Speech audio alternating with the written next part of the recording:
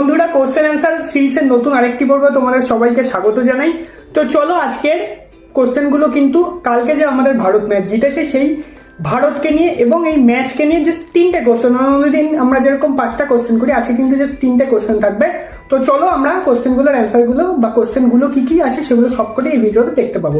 তো চলো কোশ্চেনগুলো আগে দেখে নিই। তো বন্ধুরা, এটা কিন্তু আমাদের স্পেশাল পর্ব, তো আমি কিন্তু কোশ্চেনগুলো আলাদাভাবে আজকে দেখাবো না, আমি কিন্তু এগুলো আজকে মুখেই বলবো। তো প্রথম কোশ্চেন হচ্ছে যে এই গেমে বা এই ফাইনাল ম্যাচে ম্যান অফ দ্য ম্যাচ কে হয়েছে, কোন দেশের প্লেয়ার হয়েছে এবং তার নাম কি।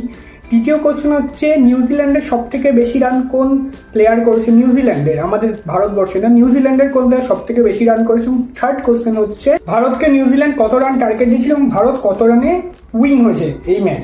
তো চলো, আজকে এই কোশ্চেনগুলো কিন্তু আমি আজকে টিক টাইমও দেবো না, আমি কিন্তু এটাও আজকে মুখেই বলবো। তো তোমাদের সময় শুরু হচ্ছে tick 1, tick 2, tick 3, tick 4, tick 5।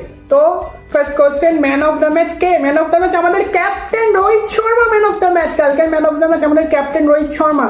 এবং সেকেন্ড কোশ্চেন যেটা, নিউজিল্যান্ডের সব থেকে বেশি রান কে করেছে? নিউজিল্যান্ডের সব থেকে বেশি রান করেছে কিন্তু তাদের প্লেয়ার ডেরিল মিচেল। মিচেল সব থেকে বেশি রান 63 রান করেছে নিউজিল্যান্ডের। এবং লাস্ট কোশ্চেন যেটা, যে নিউজিল্যান্ড ভারতকে কত রান টার্গেট দিয়েছিল, ভারত নিউজিল্যান্ডকে কত রানে হারিয়েছে, সেটা হচ্ছে 251 রান নিউজিল্যান্ড করেছিল এবং 252 ছিল ভারতের টার্গেট।